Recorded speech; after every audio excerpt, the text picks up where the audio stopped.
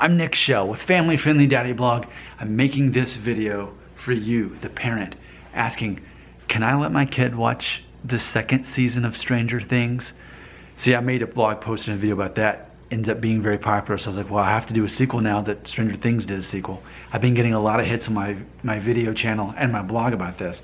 Here's my answer. Have you seen the first season? Then you can know what to expect in the second season. Not at all as far as the storyline. It's not like a copy and paste.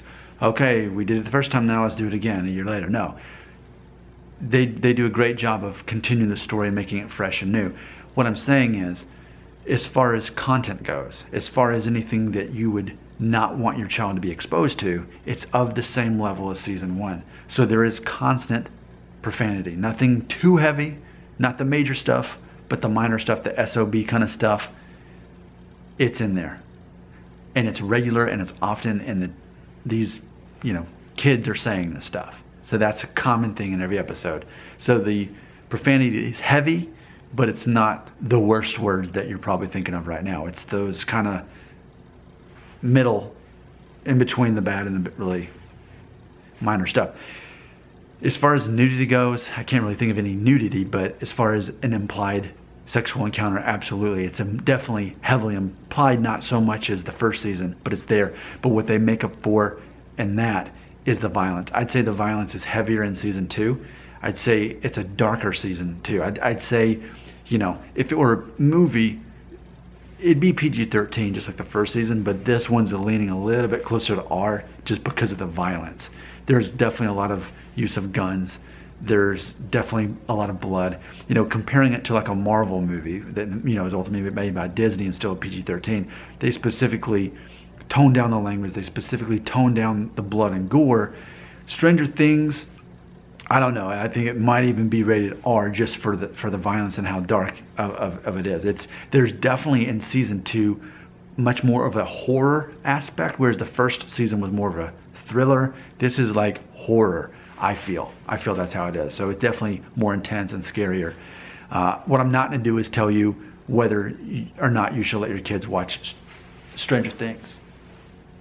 Okay?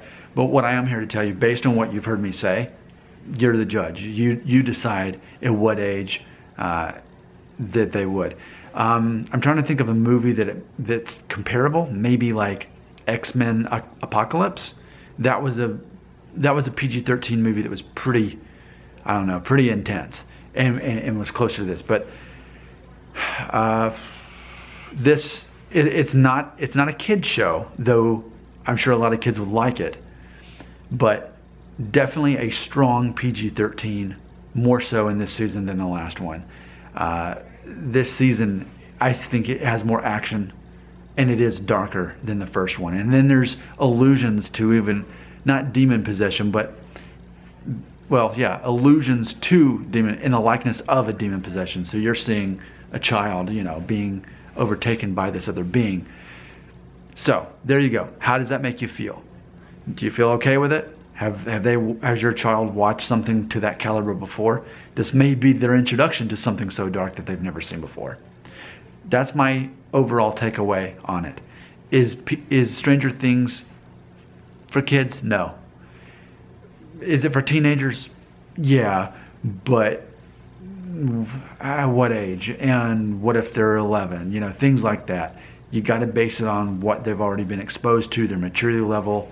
If it's a kid that's not used to scary stuff, I'd say definitely don't show them the show. It's going to terrify them. But if they're used to it, then not. I'm Nick Shell. I'm the guy behind Family Friendly Daddy Blog. It is a blog, and you can check out the blog version of this video that I'm shooting right now. I'm Nick Shell, talking about season 2 of Stranger Things. You're welcome.